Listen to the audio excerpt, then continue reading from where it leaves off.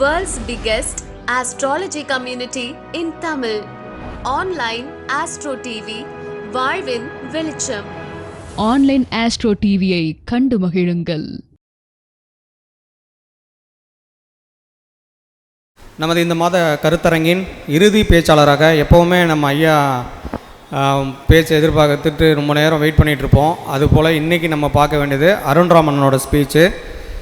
இன்றைக்கி ஏதாவது சினிமா பற்றிலாம் கண்டிப்பாக சொல்லுவார். அவருக்கே உரித்த பாணியில் புது தலைப்புகளை அவராகவே புதுசாக கண்டுபிடிச்சி சில தலைப்புகள் எடுத்துகிட்டு கொண்டு வந்திருக்க வகையில் இன்றைக்கி அவரோட தலைப்பு என்னென்னு பார்த்தீங்கன்னா, இந்திய கோடீஸ்வரிகள். மில்லியனர்ஸ் பில்லியனர்ஸ்லாம் இருக்காங்கள்ல, அது அந்த விமன் என்டர்பிரினர்ஸ்லாம் இருப்பாங்க. அந்த இந்திய கோடீஸ்வரர்கள் நிறைய பேர் தெரியும். அம்பானி, அதானி நம்ம ஈஸியாக சொல்லிடுவோம். கோடீஸ்வரிகள் யாராவது சொல்லுங்கள் பார்க்கலாம். தெரியாது.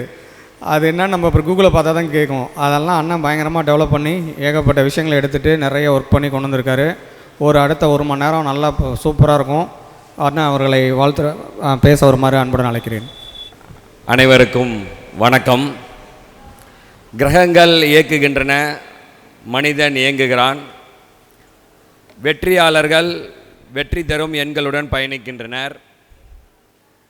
கட்டம் தன் கடமையை செய்யும், கட்டிடமும் தன் கடமையை செய்யும் என கூறிக்கொண்டு 45வது மாதாந்திர ஜோதிட கருத்தரங்கிற்கு வருகை புரிந்துள்ள அனைவரையும் வருக என வரவேற்று, எங்கள் ஜோதிட பிரபஞ்ச குழுவின் தலைவர் திரு வல்லரசு தினேஷ் ராஜா அவர்களுக்கும், துணைத் தலைவர் திரு BK திருப்பதி ராஜா அவர்களுக்கும், பொருளாளர் அண்ணன் கரு முருகானந்தம் அவர்களுக்கும், செயலாளர் ஆன்லைன் அஸ்ட்ரோ டிவி நிறுவனர் திரு முத்துப்பாண்டியன் அவர்களுக்கும், அவரது உதவியாளர் திரு கதிர் அவர்களுக்கும், துணை செயலாளர் எங்கள் திருமதி தனபாக்கியம் மேடம் அவர்களுக்கும், ஒருங்கிணைப்பாளர் திரு நந்தகுமார் அவர்களுக்கும், MS அவர்களுக்கும் எனது பணிவான வணக்கங்களை தெரிவித்துக்கொண்டு, GK அவர்களுக்கும் அனைவருக்கும் எனது வணக்கங்கள்.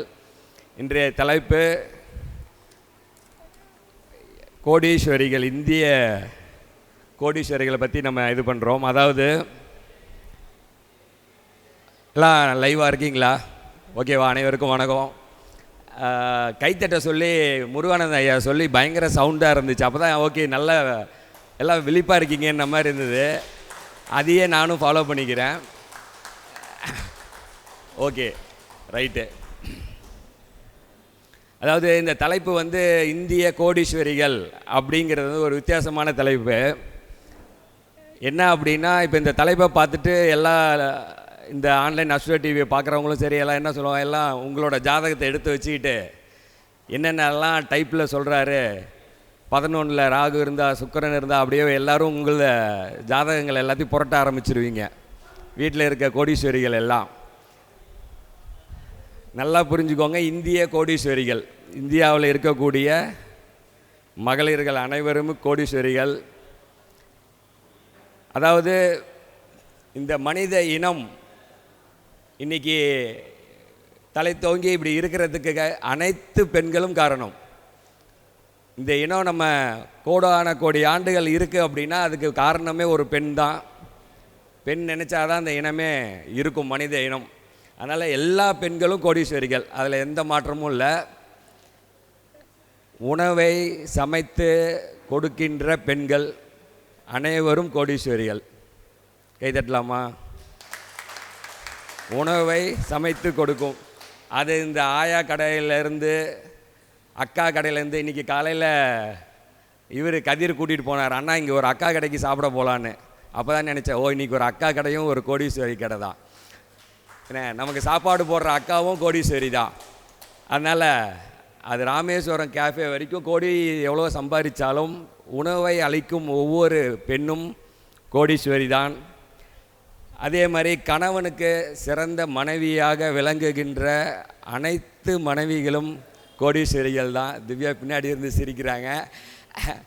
அதாவது கணவன் கேட்கும் பொழுதெல்லாம் தங்கத்தை கழட்டி கொடுக்குற மனைவிகள் எல்லாரும் கோடீஸ்வரிகள் தான். அதாவது ஆர்ஆர் பிரியாணிக்காரரை பார்த்தீங்கன்னா தெரியும். அவர் சொல்கிறாரு, என்னோடய மனைவியினுடைய தாலியை 40க்கும் மேற்பட்ட முறை நான் வச்சுருக்கேன் அப்படின்னு சொல்லி. பார்த்துருப்பீங்கன்னு நினைக்கிறேன். அப்போனா பார்த்துக்கோங்க, அவர் தொழில் இன்றைக்கி அவர் ஒரு மிகப்பெரிய ஒரு கோடீஸ்வரர். அவர் நிறுவனமாக இருக்கும் பொழுது அவங்க மனைவி அவர் மேலே எவ்வளோ நம்பிக்கை, எத்தனை முறை கொடுத்தாங்கன்னு அவரே சொல்கிறாரு. அதனால் அந்த போல் தன்னுடைய கணவனின் தொழிலுக்கு பல முறை தாலியை கழட்டி கொடுக்கக்கூடிய மனைவிகள் அனைவரும் கோடீஸ்வரிகள் என கூறிக்கொள்கிறேன். அதே மாதிரி தன்னுடைய மகனை மிகப்பெரிய சான்றோனாக்கணும்னு அப்படின்னு நினச்சி அவனுக்காக அல்லும் பகலும் உழைக்கின்ற ஒவ்வொரு தாயும் கோடீஸ்வரி தான்.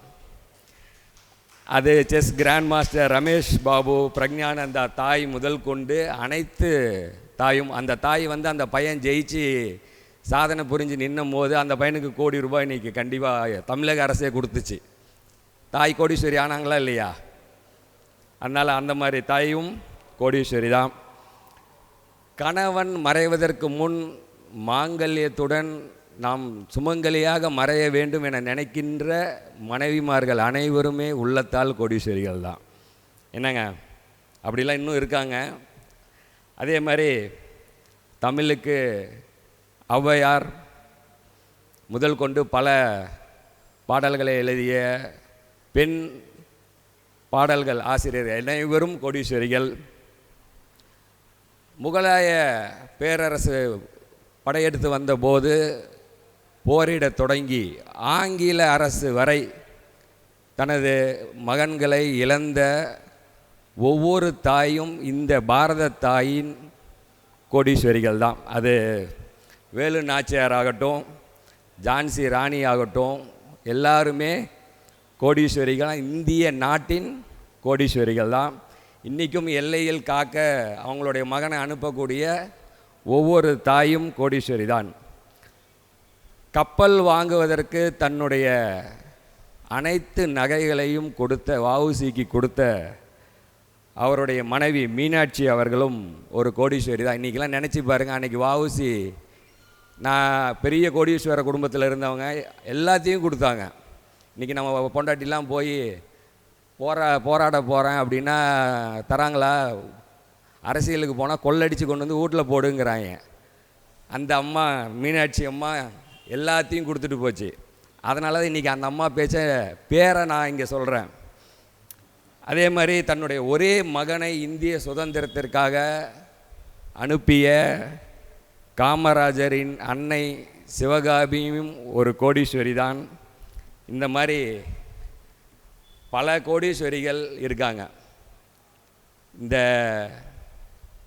பணம் மட்டும் கோடியிலிருந்து எந்த பயனும் இல்லை. இருந்தாலும் தலைப்பு இந்திய கோடீஸ்வரிகள் அப்படிங்கிறதுனால கோடினா 1 கோடி 2 கோடிலாம் இல்லை, எல்லாமே 10,000 கோடி தான். நம்ம எப்போ செஞ்சாலும் பெருசாக தானே, அதனால் பெரிய கோடிகளை பார்ப்போம். அந்த மாதிரி பல கோடிகளை சம்பாதித்த இந்திய கோடீஸ்வரிகள் அவங்கள பற்றி பார்ப்போம். அதில் முதல் ஆள் அப்படின்னு பார்த்தா சாவித்ரி தேவி ஜிண்டால் அப்படின்னு. அதாவது தலைப்பை பார்த்ததுங்க, இதெல்லாம் பள்ளிக்கூடத்தில் சொல்லித்தரதில்லை, நீங்களாகவும் எடுத்து கண்டுபிடிச்சி இதை தேட போகிறதில்ல, நம்ம வித்தியாசமாக செய்யணும் இல்லையா? அதனால தான் சாவித்ரி தேவி ஜிண்டால் சுமார் ஒரு 2.5 லட்சம் கோடி. எவ்வளவு? 2.5 லட்சம் கோடி. அந்த அம்மா அவங்க தான் இந்திய கோடீஸ்வரிகளில். இப்போ நமக்கு தெரிஞ்ச கோடீஸ்வரனா நமக்கு தெரிஞ்சது 2 பேர் தான், அம்பானி அதானி.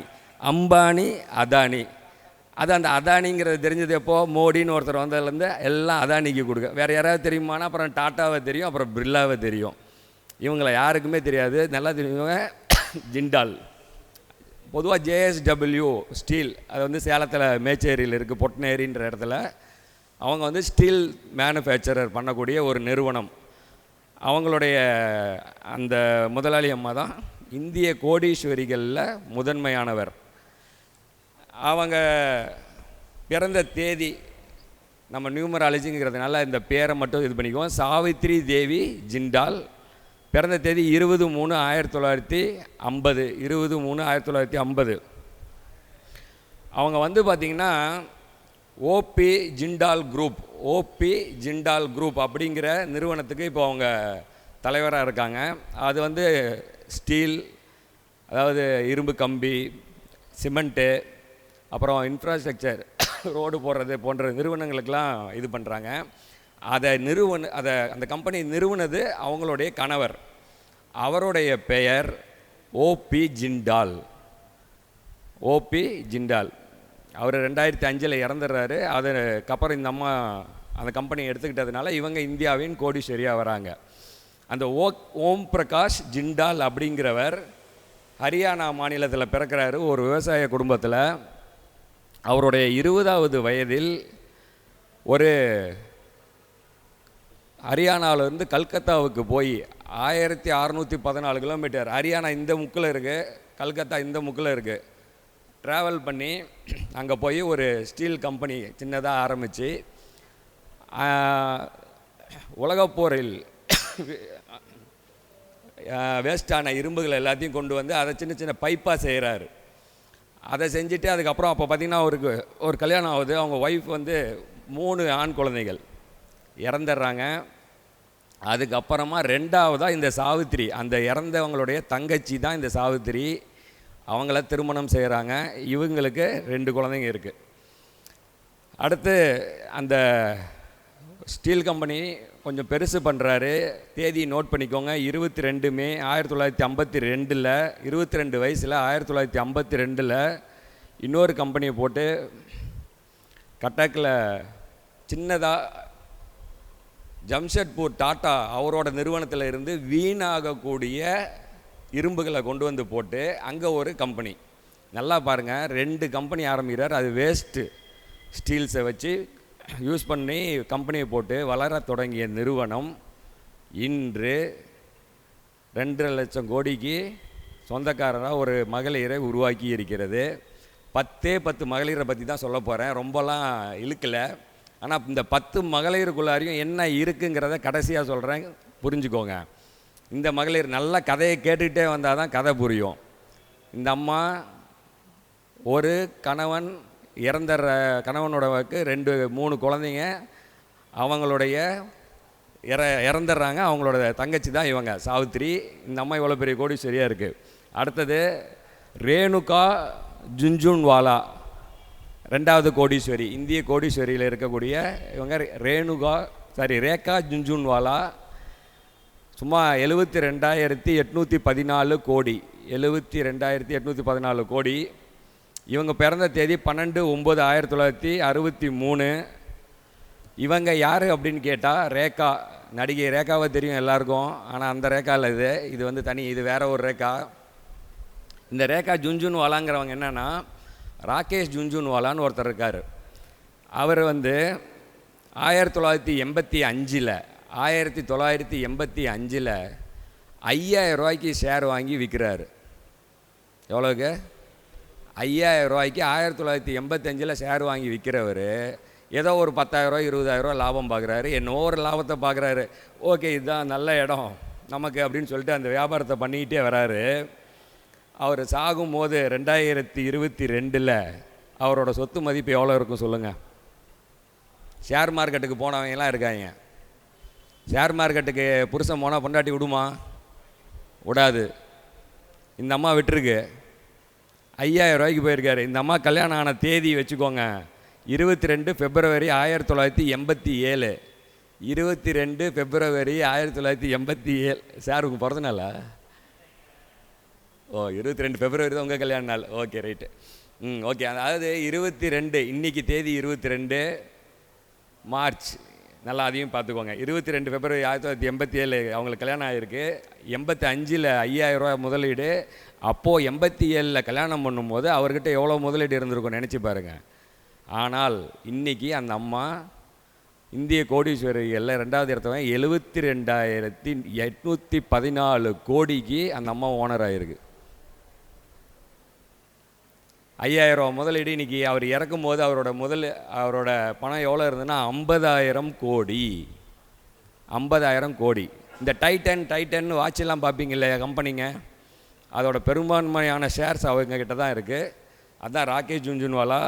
அவங்களுடைய மனைவி தான் இவங்க ரேகா. அடுத்தது ரேணுகா ஜத்தியானி அப்படின்னு ஒருத்தங்க. இவங்களுக்கும் 3 குழந்தைங்க, 2 ஒரு பொண்ணு 2 பசங்க. ஒரு பெண் குழந்தை, பிறகு 2 ஆண் குழந்தை, 3 குழந்தை. அடுத்தது ரேணுகா ஜத்தியானி அப்படின்னு சொல்லிட்டு இவங்களோட கம்பெனி வந்து லேண்ட்மார்க் குரூப் அப்படிங்கிறது. இவங்களும் கம்மி தான், ஒரு 50,000 கோடி. இவங்க பிறந்த தேதி 12/11/1969. 12/11/1969. மிக்கி ஜட்டியானி அப்படின்னு ஒருத்தர், முகேஷ் வதுமால் அப்படிங்கிறவர் 15 ஆகஸ்ட் 1952 பிறக்கிறாரு. பெகரைன் அப்படிங்கிற நாட்டுக்கு போய், இந்தியாவில் பிறந்து பெகரைன் நாட்டுக்கு போய் என்ன வேலை பண்ணாருன்னு பார்த்தீங்கன்னா, அவருடைய சொந்தக்காரர் ஒருத்தர் ஒரு சின்ன கடை வச்சுருக்காரு, இந்த பேபி ஷாப் அப்படின்னு ஒன்று வச்சு இருக்கார். அதை இவர் பார்த்துக்க போகிறார். அப்படி போனவர், நல்லா பாருங்கள், பேபி ஷாப் பார்த்துக்க போன ஒருத்தர் பெகரைனுக்கு 10 வருஷம் அங்கே கடுமையாக உழைச்சி 6 கடையை அங்கே ஓப்பன் பண்ணுறார். 6 கடையை ஓப்பன் பண்ணுறாரு. அப்புறமா கல்ஃபில் வார் வந்ததுனால துபாய்க்கு மாறுறார். துபாய்க்கு போனவர் அங்கே லேண்ட்மார்க் குரூப் அப்படின்னு ஒரு கம்பெனி ஆரம்பித்து, அந்த லேண்ட்மார்க் குரூப்பில் எலக்ட்ரானிக்ஸ் விற்கிறது, ஃபேஷன் ஐட்டம் விற்கிறது, ஃபர்னிச்சர் விற்கிறது, ஹோட்டல்ஸ், சின்னதாக ஹோட்டல் வைக்கிறது, இந்த மாதிரி சின்ன சின்ன விஷயங்கள் செஞ்சு 45,000 பேர்த்துக்கு வேலை கொடுக்குறாரு. 45,000 பேர்த்துக்கு வேலை கொடுக்குறாரு. வெறும் ஒரு கடைக்கு வேலைக்கு போனவன் 10 கடையை வச்சு கடைசியில் 1000 கடை ஆரம்பிக்கிறார்.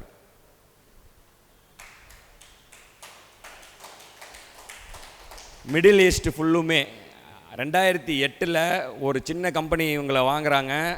அப்போது ரிச்சஸ்ட் பில்லியனர் ஆகிறாரு. அதுக்கப்புறமா 2014 இன்னொரு நிறுவனம் அசட்ஸ் அப்படின்னு ஒரு ஃபேமிலி ஆஃபீஸ் அப்படின்னு ஒரு கம்பெனி நிறுவிச்சு, அதில் ஒரு 5 பில்லியன்கள் 500 கோடி அமெரிக்க டாலர்கள் இது பண்ணி இன்வெஸ்ட் பண்ணுறாங்க. இந்த மாதிரி அவர் நிறையா சொத்துக்களை சேர்த்துறார். சாதாரணமாக வெளிநாட்டுக்கு வேலைக்கு போன ஒரு நபர். அவர் இறந்ததின் மூலமாக அவருடைய சொத்துக்கள் இவங்களுக்கு வருது. அந்த ரேணுகா ஜட்டியானி அப்படிங்கிறவங்க 50,000 கோடிக்கு முதலாளியாக இப்போ அந்த அம்மா அந்த லேண்ட்மார்க் குரூப்பை அவங்க ஒரு இதை பார்த்துக்கிறாங்க. அடுத்தது வினோத் ராய் குப்தா அப்படின்னு அவங்களோட நிறுவனம் என்னன்னு பார்த்தீங்கன்னா, ஹேவல்ஸ் இந்தியா. ஃபேன்லாம் சுற்றுது. ஹேவல்ஸ் ஃபேன் தெரியும் இல்லையா? ஹேவல்ஸ் ஃபேன் எல்லாத்துக்கும் தெரியும். ஃபேனை நம்ம என்ன வாங்குகிறோம், ஒரு ஃபேனை வாங்குகிறோம். இந்த ஃபேனை வாங்கி 1000 ரூபா 1500 அப்படின்னு நினைக்கிறோம். இந்த மாதிரி ஃபேனை விற்றவங்க எங்கே இருக்காங்கன்னு பார்த்தீங்கன்னா, ஒரு 45,000 கோடி முதலாளி அம்மா இருக்காங்க. அந்த ஒரு அம்மா மட்டும் லைட்டு கீட்டு விற்றது மற்றது மாதிரிலாம் விற்று இவங்கக்கிட்ட இருக்கக்கூடிய ஷேர்ஸோட மதிப்பு பார்த்திங்கன்னா வெறும் 20% தான். அதுக்கே 45,000 கோடி. அப்போ மீதியோட ஒர்த்து எவ்வளோ இருக்குன்னு பார்த்துக்கோங்க. இந்த வினோத் ராய் குப்தா அப்படிங்கிறவங்க, அவங்களோட அப்பா குமித் ராய் குப்தா அப்படிங்கிறவர். அவர் QR குப்தான்னு சொல்கிறாங்க, QRG அப்படின்னு. அவர் தான் இந்த நிறுவனத்தை தொடங்குறாரு. குளோபல் எலக்ட்ரிக் கம்பெனி அப்படின்னு சொல்லி, குளோபல் எலக்ட்ரிக் கம்பெனி அப்படின்னு. 1937 பிறந்தவர். 1958 வேலையை விட்டுட்டு ஒரு எலக்ட்ரிக் கம்பெனி ஆரம்பிக்கணும்னு டெல்லிக்கு வராரு. 1971 10,000 ரூபா முதலீட்டில், எவ்வளோ எழுதிக்கோங்க, 1971 10,000 ரூபா முதலீட்டில் தொடங்கின கம்பெனி. 1958 10,000 ரூபாய்க்கு தொடங்குறாரு. 1971 ஹேவல்ஸ் பிராண்ட், ஹேவல்ஸுங்கிறத ஹேவ்லினி ராம் அப்படிங்கிறவர்கிட்ட 7 லட்சம் ரூபாய்க்கு வாங்குறாரு. 7 லட்சத்துக்கு வாங்குறாரு இந்த கம்பெனியை. 1971 வெறும் 7 லட்சம் ரூபாய்க்குங்க. இன்றைக்கி அதனுடைய மதிப்பு இவங்ககிட்ட இருக்கிறது மட்டும் 45,000 கோடி. இந்த ஒருத்தருக்கு மட்டும். மீதியெல்லாம் எவ்வளோன்னு பார்த்துக்கோங்க. இவங்களுக்கு 2 ஆண் குழந்தைகள், 1 பெண் குழந்தை இருக்குது. இவங்க ஹாஸ்பிட்டல் வச்சுருக்காங்க, ஹெல்த் கேர் நடத்துகிறாங்க. இந்த மாதிரி பல விஷயங்கள் செய்கிறாங்க. வினோத் ராய் குப்தா. ஓகேவா? அடுத்து ஸ்மிதா கிருஷ்ணா அப்படின்னு சொல்லி, ஸ்மிதா கிருஷ்ணா ஜார்ஜ் கோட்ரேஜ். ஸ்மிதா கிருஷ்ணா கோட்ரேஜ். இது இவங்களுடைய அப்பா பேர் நேவல் கோட்ரேஜ் அப்படின்னு சொல்லி. அதாவது கோட்ரேஜ் ஃபேமிலி. இப்போ நமக்கு அம்பானி ஃபேமிலி தெரியும், டாட்டா ஃபேமிலி தெரியும். அதே மாதிரி கோட்ரேஜ் ஃபேமிலி. கோட்ரேஜ்னால் ஃப்ரிட்ஜு தெரியும் நமக்கு, கரெக்டாக? டால் தாப்பால். அதுதான் நம்பர் 1 கோட்ரேஜோடைய இந்த தாப்பால். இதுக்கு இவர் வந்து குஜராத் பார்சி ஃபேமிலியை சேர்ந்தவங்க. இவருடைய அர்தேஷ் புஜ்ராய் அப்படின்னு கோட்ரேஜ் அப்படின்ற 1868லைங்க ஒரு அண்ணன் தம்பிங்க 2 பேர் சேர்ந்து ஒரு நிறுவனத்தை 1897ல் 1895ல் 3000 ரூபாய்க்கு ஆரம்பிக்கிறாங்க.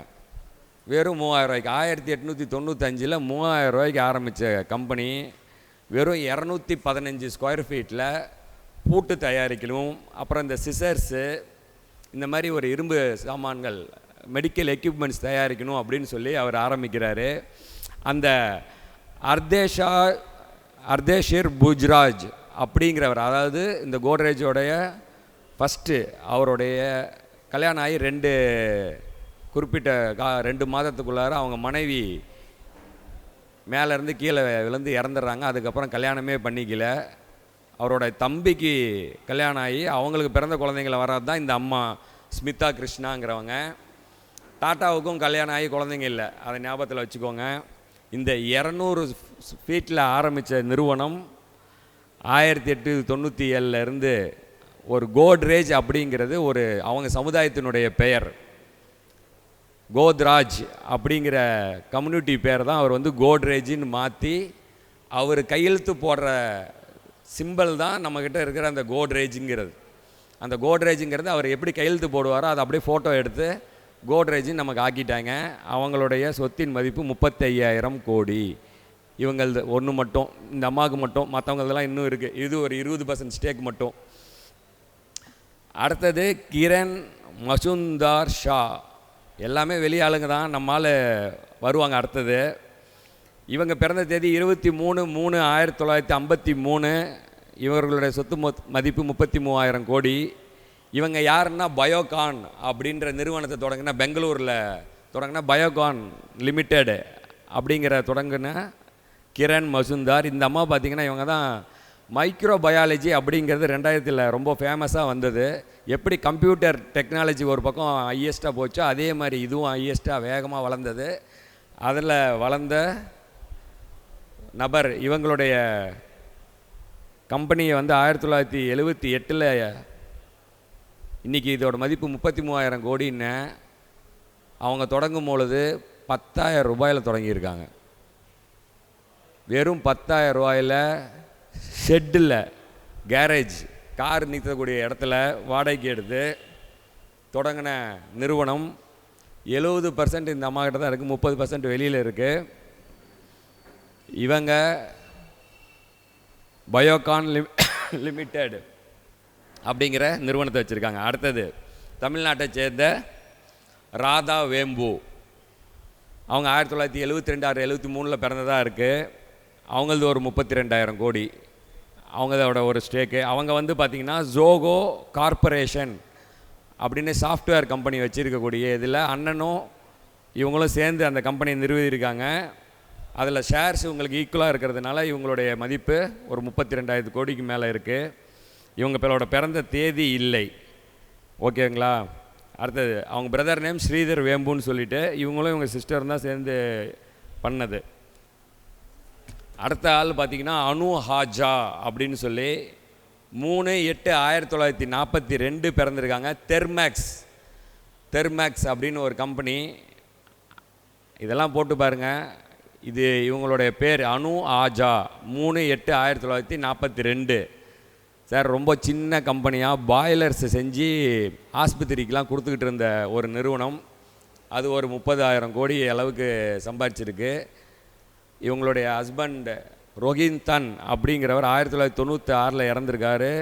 இவங்களுக்கு ஒரே ஒரு பொண்ணு ஒரு பையன். அந்த பையனும் தன்னுடைய 25 வயதில் இறந்துட்டார். இவங்க பொண்ணு மட்டும்தான் இருக்குது. இவங்களும் பார்சி இனத்தை சார்ந்தவர்.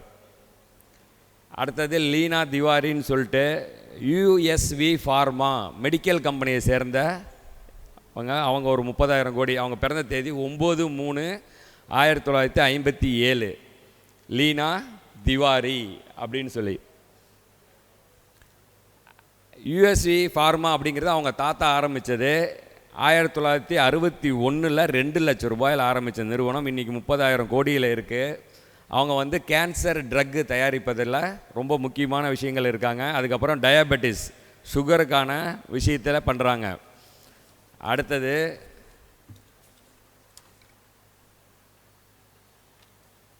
ஃபல்குனி நாயர் அப்படிங்கிற 19/2/1963 பிறந்திருக்காங்க. நைக்கா, அதாவது ஃபேஸ் பவுட்ரு அந்த மாதிரிலாம் யூஸ் பண்ணுறோம் இல்லையா, அந்த மாதிரி இதில் ஃபேஷன் இதில் இது பண்ணக்கூடியவங்க. இவங்க வந்து பார்த்திங்கன்னா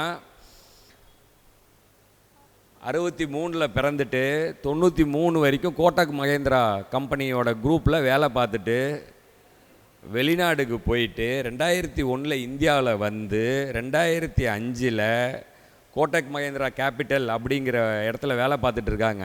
நல்லா பார்த்துக்கோங்க, 1963 பிறந்தவங்க 2012 வரைக்கும் வேலை பார்த்துக்கிட்டு இருக்காங்க. 50வது வயசில் தான் இவங்களோட கம்பெனி விட்டு வெளியில் வராங்க. 1 கோடி ரூபா முதலீடு போட்டு இந்த கம்பெனி ஆரம்பித்து இன்றைக்கி அவங்க கையில் இந்த கம்பெனியோட மதிப்பு 30,000 கோடி.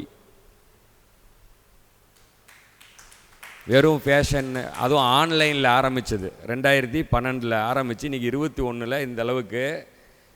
இப்போ நான் சொன்னதில் மொத்தம் 10 பேர், ஓகேவா? அந்த 10 பேரில் 2 பெண்கள் மட்டும்தான் தன்னுடைய சுயமாக முன்னேறி வந்தவர்கள். அதாவது 1 ரூபா கூட அவங்க பரம்பரை சொத்து கிடையாது. மிக கம்மியான இதிலிருந்து வந்தது. அந்த பயோகான் நிறுவனத்தை நிறுவிய கிரணும் இந்த ஃபல்குனி மட்டும்தான். மற்றது எல்லாமே மூதாதையர் சொத்தை வச்சு வந்தவங்க. பொதுவாக என்ன சொல்லுவோன்னா, ஒவ்வொரு ஆணின் வெற்றிக்கு பிறகும் ஒரு பெண் இருக்கிறாள், ஒவ்வொரு ஆணின் வெற்றிக்கு பிறகும் ஒரு பெண் இருக்கிறாள்னு சொல்லிட்டு நம்மளை கதை விட்டு இவனுங்க எப்படி ஏமாற்றிருக்கானுங்கன்னு பாருங்கள். ஒரு ஆண் சாதாரணமாக கோடி சம்பாதிக்கிறவன் பின்னாடி பொண்ணு உட்காந்துருக்கான்னா, 30,000 கோடி 50,000 கோடி 2 லட்சம் கோடி சம்பாதிச்சவன் பின்னாடி ஆம்பளை உட்காந்துட்டு இருந்திருக்கான். கைத்தட்டுங்க. இவங்களை விட ஆம்பளைங்க பின்னாடி இருந்து சம்பாதிச்சு கொடுக்கறது ரொம்ப ஜாஸ்திங்கிறதுக்கு தான் இதை சொல்ல வந்தேன். புரியுதா? அதே மாதிரி இந்த சாவித்திரி தேவி ஜிண்டால் அப்படின்னா ஒரு நம்பர் வரும், ஜிண்டால் குரூப் அப்படின்னா ஒரு நம்பர் வரும். அதெல்லாம் நீங்கள் தான் போட்டு பார்க்கணும். அவங்க பிறந்த தேதியெல்லாம் சொல்லியிருக்கேன். அதில் ஒரு சில விஷயங்கள் என்னன்னு பார்த்தீங்கன்னா, ராஜநிலை எண்களோ இல்லை அதிர்ஷ்ட எண்களா அப்படின்னு பார்த்தீங்கன்னா, ஒன்று பேரில் இருக்குது, அப்படி இல்லைன்னா பிறந்த தேதியில் இருக்குது, அப்படி இல்லைன்னா அந்த நிறுவனத்தில் இருக்குது. 3 விஷயமாக நல்லா புரிஞ்சுக்கணும். என்ன நினைக்கிறோம் அப்படின்னா, ஜாதகமே எல்லாம் பண்ணுது அப்படிங்கிறது வாழ்க்கையில் முதல்ல சொல்கிறது தான். கிரகங்கள் இயக்குகின்றன, மனிதன் இயங்குகிறான். உங்களுக்கு என்ன வரணும்னு இருக்கோ, நான் நல்லா கதையை கேளுங்கன்னு சொன்னேன். நல்லா பாருங்கள். அந்த சாவித்திரி தேவி ஜிண்டால் இன்றைக்கி இந்தியாவில் மிகப்பெரிய அம்மாவாக உட்காந்துருக்கு. அதோட அக்கா இறந்துருக்கு. அந்த அக்கா இறந்து 3 பையனோடு இறந்துருக்கு. அந்த அம்மா அன்றைக்கி இறக்கும் பொழுது இவங்ககிட்ட இத்தனை லட்சம் கோடி சொத்து இருந்துச்சா? எதுவுமே கிடையாது. அந்த அக்காவுக்கு 3 பசங்க, இவங்க கல்யாணம் ஆகி மறுபடியும் 2 குழந்தைங்க. நம்ம இன்றைக்கி யாராவது தான் பெத்த பிள்ளையவே வச்சுக்க மாட்டேங்கிறாளுங்க. அன்னைக்கு அந்த அம்மா அப்படி ஒரு முடிவு எடுத்து வந்து நின்று ஒரு நிறுவனம் இன்றைக்கி அவ்வளோ பெருசாக போயிருக்கு. எத்தனை கோடி ரூபாய் சொத்து? 1 ரூபா 2 ரூபாயா? ஒரு முடிவு அப்படிங்கிறது வாழ்க்கையில் எவ்வளோ முக்கியமானது. ஒவ்வொரு பேர் பிறக்கும்போது அவங்களுடைய குழந்தைங்க எத்தனைன்னு நான் சொல்கிறேன். எல்லாரும் 2 3 பெற்றுருக்காங்க. அதை பெக்கும்போது அவங்கக்கிட்ட இருந்த காசெல்லாம் வெறும் 5000 10,000 தான். இன்றைக்கி பார்க்குறவ எல்லாரும் சொல்கிறேன், எல்லாம் ஒன்றை தாண்டி பெக்கிறதே கிடையாது. அதனால தான் கதையை கொஞ்சம் கூர்ந்து கவனிங்கன்னு சொன்னேன். புரியுதா? இருக்கிற காலத்தில் நான் எப்பயுமே ஜாதகம் பார்க்கும்போது ஒன்று கேட்பாங்க. இந்த பொருத்தம் பார்க்கும்போது, இந்த மாப்பிள்ளை நல்லா வருவானான்னு கேட்பாங்க. நான் சொல்லுவேன், எடப்பாடி பழனிசாமிக்கு பொண்ணு கொடுக்கும்போது கண்டிப்பாக அந்த பொண்ணோட அப்பா கொண்டு போய் ஒரு இடத்துல ஜாதகம் கொடுத்து கேட்டிருப்பார். அந்த ஜோசியர் சத்தியமாக இவன் முதலமைச்சராக வருவான்னு சொல்லியிருக்கவே மாட்டார்.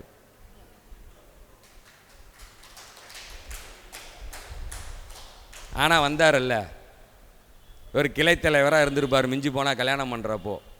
அது ஜோசியத்துக்காக சொல்லலை, ஜோசியம் தப்பு இல்லை, அது அன்னைக்கு தேவை கிடையாது. கல்யாணம் பண்ணி கொடுத்துரம் நடத்தி ஜெயிக்கிறதுக்கு அவன் காலம் ஓடுமா, 2 வண்டியும் அவ்வளோ தூரம் ஓடுமான்றதை மட்டும்தான் பார்க்கணுமே தவிர அவன் என்னவா ஆவான், எப்படி வருவான் அப்படிங்கிறதுக்கெல்லாம் பொருத்தம் பார்க்க தேவையில்லை. அந்த பொருத்தத்தில் வச்சு அவ்வளோ தூரத்தை கொண்டு போக வேண்டிய அவசியமே இல்லை. ரொம்ப முக்கியம் ஒன்று நம்ம சொல்ல வந்துடுறோம் அந்த விஷயத்தை. அதாவது ஒரு ஆணின் வெற்றிக்கு பிறகு ஒரு பெண் இருக்கும் பொழுது கொஞ்சமாக தான் ஜெயிக்கிறான். அதே ஒரு பெண்ணின் வெற்றிக்கு பிறகு ஒரு ஆண் நிற்கும்போது அவள் எவ்வளவோ கோடீஸ்வரியாக ஆகிறா. எவ்வளோ பெரிய கோடீஸ்வரி, இந்தியாவுக்கே கோடீஸ்வரியாக ஆகிறா. புரியுதுங்களா? அப்போது இந்த இடத்துல இன்னொன்று பார்க்கணும். நகையை வச்சோன்னு ஒன்று சொன்னோம்.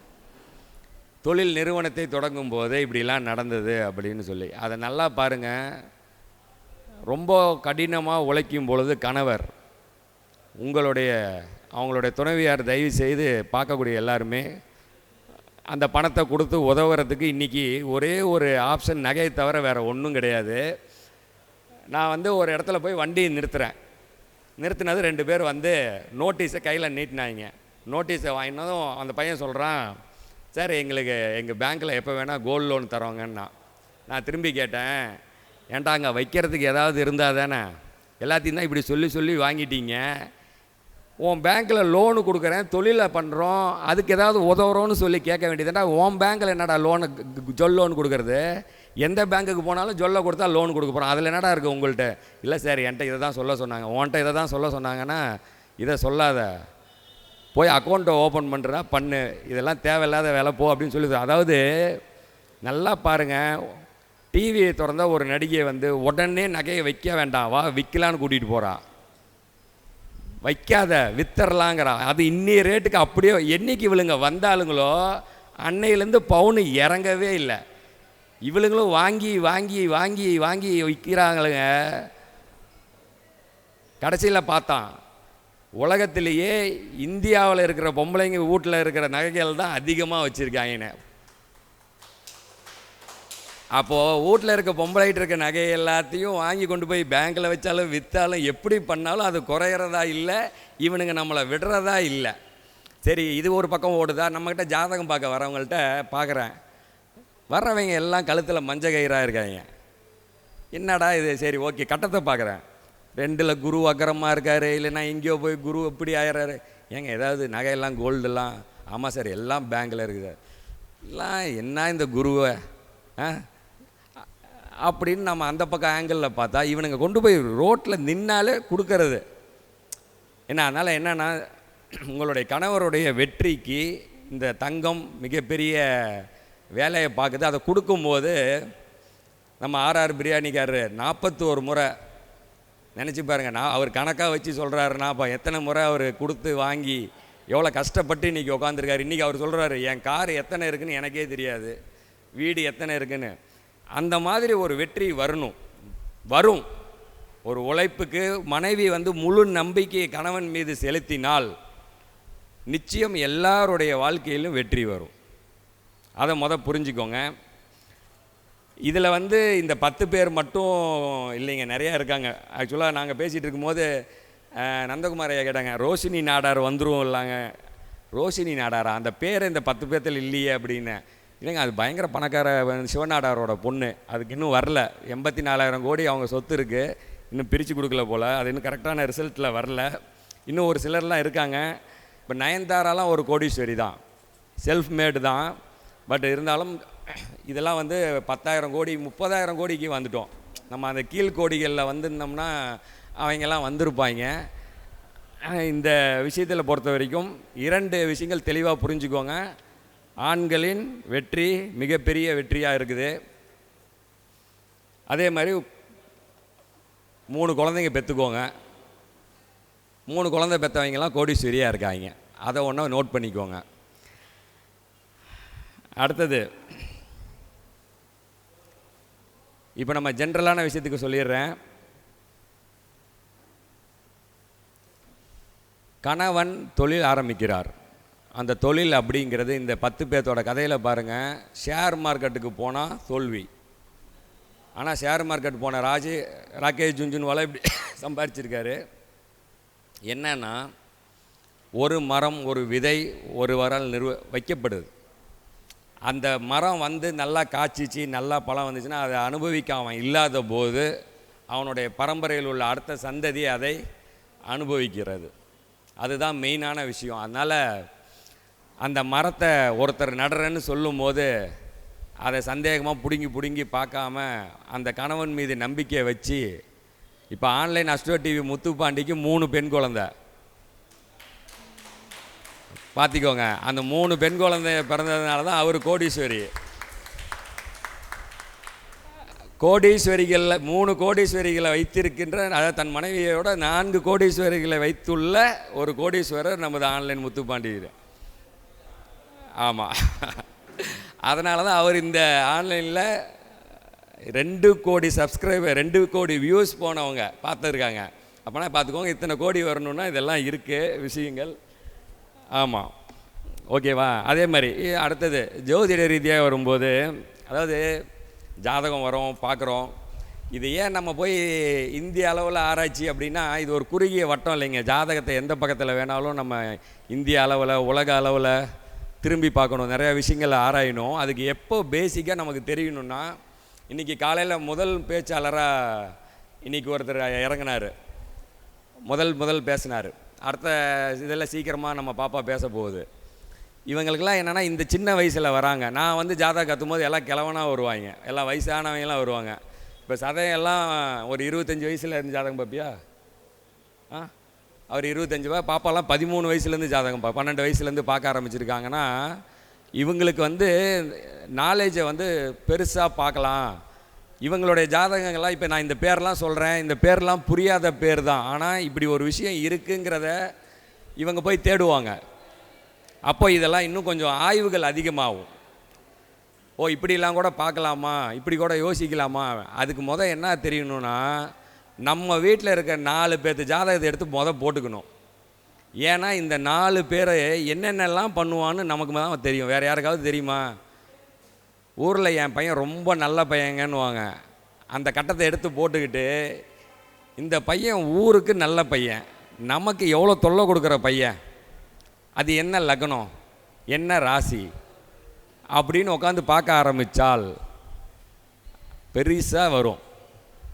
இந்த தசாபுத்தி, இந்த பையனுக்கு என்ன ஓடுது, அடுத்த பெண்ணுக்கு என்ன ஓடுது, புருஷனுக்கு என்ன ஓடுது, இல்லை மனைவிக்கு என்ன ஓடுது அப்படிங்கிறதெல்லாம் நல்லா எழுதி வச்சுக்கிட்டு, இந்த தசாபுத்தி மாறுற வரைக்கும் கொஞ்சம் வெயிட் பண்ணு. ரொம்ப தொல்லை இல்லை, இந்த தசாபுத்தி பாரு, சனி பயிற்சி பாரு, எதை பார்த்தாலும் மாறலை சார், எதை பார்த்தாலும் மாறலை, எதுவுமே மாறலை. ஆமாம், ஒரு சில விஷயங்கள் மாறுறதே இல்லை சார். நான் நம்பரை மாற்றி கொடுக்குறோம், மாறவே மாட்டேன்து. ஏன் மாறவே மாட்டேன்து அப்படின்னா, நான் சொல்லுவேன், நான் எண்களை மாற்றி தருகிறோம், எண்ணங்களை நீங்கள் மாற்றலைன்னா ஜெயிக்கிறது இல்லைங்க அப்படின்னு சொல்கிறோம். சரி சார், இது உண்மையா அப்படின்னு சொல்லிட்டு நான் என்ன பண்ணுறேன், நம்மக்கிட்ட தான் நிறையா பேர் இருக்காங்களே, ஒருத்தரை கூப்பிட்றோம், ஒன்றுமே ஒரு சொட்டு கூட நகரல, அப்படியே தான் வண்டி ஓடுது. சரி ரைட்டு, உட்காந்து என்னென்னா ஜாதகத்தை நான் யோசிச்சிட்டே இருக்கேன். கூப்பிட்டு ஜாதகத்தை எடுத்து மறுபடியும் உட்கார வச்சு காட்டுறேன். இன்னொன்று நல்லா தெரிஞ்சுக்கோங்க, நம்பரை நாங்கள் எடுத்து கொடுத்தாலும் உங்களுக்கு அந்த பிராப்தம் இருந்தால் தான் அந்த நம்பருக்கு 4 மாதம் பணம் கட்டி அந்த நம்பரை நீங்கள் பேசிகிட்டு இருப்பீங்க. இல்லைன்னா உங்களால் அதை பேசவே முடியாது. இந்த மாதிரி நம்பரை விட்ட கேஸு நிறையா. அதுக்கு இன்னொன்று என்னென்னா, நாங்கள் நம்பரை கொடுத்ததும் எதுவுமே வேலை செய்யலை. எப்படி இந்த பக்கம் ஓப்பன் பண்ணி விட்டதும் அந்த பக்கம் கதவை திறந்துட்டு ஊற்றணுங்கிற மாதிரி அப்படிலாம் ஊற்றாது. பட் இருந்தாலும் ஒரு சில கேஸில் நல்ல ரிசல்ட் வருது. இது இப்போ இந்த கேஸுக்கு வரேன், ஒன்றுமே மூமெண்ட் இல்லை. சரி, எடுத்து கட்டத்தை பார்க்குறேன், செவ்வாய், சுக்கிரன், ராகு 3 பேரும் சேர்ந்து கட்டத்தில் உட்காந்துருக்காங்க. செவ்வாய் ராகு பெரிய டார்ச்சர், சுக்கிரன் ராகு அதை விட பெரிய டார்ச்சர். கரெக்டா? இது 3 சேர்ந்தது மிக மிக பெரிய டார்ச்சர். அவ்வளோ சீக்கிரமாக நீ ஜெயிக்கிறது ரொம்ப கஷ்டம், கொஞ்சம் பொறுமையாக இருமா, கொஞ்சம் பார்த்து ஜெயிக்கலாம், இப்படி பண்ணலாம் அப்படின்னு நான் எனக்கு தெரிஞ்சதை சொல்ல. அப்புறம் நம்ம சொன்னால் தான் கேட்க மாட்டாங்களே, நமக்கு மேலே ஒரு தலைவன் இருக்கிறாருன்னு சொல்லி அவரது ஒரு 4 வீடியோவை தட்டி போட்டு அவர் இப்படி சொல்கிறாரு, இதெல்லாம் பாரு ஆன்னு பார்த்துட்டு அடுத்த நாள் கொஞ்சம் தாங்குனுச்சு, அடுத்த நாள் கொஞ்சம் குறைஞ்சிச்சு, 3வது நாள் மறுபடியும் அந்த குரங்கு அதே மாதிரி பண்ண ஆரம்பிச்சிருச்சு. அப்புறம் தான் தெரிஞ்சிச்சு, ஓ இதெல்லாம் திருந்தாததுங்க, இதெல்லாம் வச்சு இது கரெக்டாகவே ஆகாது, இதை விட்டுறலாம் அப்படின்னு இதை விட்டோம். இன்னொன்று வர்றேன், நல்லா கூட இருக்க, நான் எதுக்கு சொல்கிறேன்னாங்க, நீங்கள் முதல்ல குடும்பத்தில் இருக்கவங்களுடைய ஜாதகத்தை பாருங்கள், அடுத்தது கூட இருக்கக்கூடிய நண்பர்களின் ஜாதகத்தை பாருங்கள். இப்போ ஜோதிட பிரபஞ்சக்குழுவை பொறுத்த வரைக்கும் நாங்கள் பார்த்தீங்கன்னா ஒரு 6 பேர் மட்டும் கரெக்டாக பெர்ஃபெக்டாக உட்காந்துக்கிட்டோம். ஏன்னா இதுக்கு மேலே கட்டத்தை நகர்த்துனா எதுவுமே உள்ளே சரி வரதில்லை, அதனால் இது கரெக்டாக ஃபிட் ஆகுது. இதே மாதிரி உங்களுக்கும் ஒரு நண்பர் வட்டம், ஐயா சொல்கிற மாதிரி அது இந்த கர்மா பீப்புள் கர்மாவில் நாங்கள் கரெக்டாக இருக்கோம். ஆனால் ஏன் கர்மா என்னென்னா ஒன்று மாற்றி ஒன்று எனக்கு புதுசு புதுசாக வரும், அதில் அடுத்தது ஒன்று வரும், அடுத்தது எடுத்து அந்த கட்டத்தை பார்க்குறோம், ஆஹா இப்போ தான் ஒன்று விட்டுது, அடுத்தது இன்னொரு பெரிய தொல்லடான்னு சொல்லிட்டு அடுத்த நம்பர்ஸை மாற்றி கொடுத்தா அவனும் ரொம்ப எக்ஸ்பெக்டேஷன் பயங்கர ஜாஸ்தி. அதனால் ஜாதகத்தை பொறுத்தவரை வேலை செய்யும், பொறுமையாக இருக்கணும். இந்த பக்கம் ஒன்றை மட்டும் திருப்பிட்டா எல்லாம் திரும்பாது. இப்போது ஒரு வீடு தேட போகிறாங்க, ஒரு பெரிய ஆளுக்கு வீடு தேடணுன்னாங்க, சரி பார்ப்போம், கூட அந்த வாஸ்து பார்க்குறதுக்கு தான் கூப்பிட்டு போகிறாங்க. பயங்கர கோடீஸ்வரர், ஒரு வீடோட வாடகை 50,000 ஒரு 70,000 ரூபா வாடகை இருக்கக்கூடிய வீடுகள். உள்ளே போய் திறந்து பார்த்தா அத்தனையும் தப்பாக இருக்குது. என்னடா இது அப்படின்னு கேட்டால் எல்லாம் உள்ளே வரும்போது நல்லா தான் வரானுங்க, வெளியில் ஆட்டோமேட்டிக்காக காலியாகி தான் போகிறானுங்க, வெளி உலகத்துக்கு தான் தெரியல. தயவுசெய்து சொல்கிறேங்க, நம்மளுடைய வெற்றிக்கு எண்களின் பங்கு முக்கியம், வாஸ்துவோட பங்கு ரொம்ப ரொம்ப ரொம்ப முக்கியம். ஏதோ ஒன்றை மட்டும் திருப்பினா திருப்பிடும் அப்படின்னு தயவுசெய்து நினைக்காதீங்க. ஒரு விதி என்ன பண்ணுதுன்னு பாருங்கள், ஒருத்தங்களுக்கு பொருத்தம் பார்த்து கொடுக்குறோம், நல்லா இருக்குது, ஓகே ரைட் பாருங்கள் பண்ணுங்க அப்படின்னு. அவங்க உடனே வந்து கூலாக, சார் நீங்கள் உன்னை கவனிக்கலைங்க அப்படின்னாங்க. என்னத்தை கவனிக்கலை?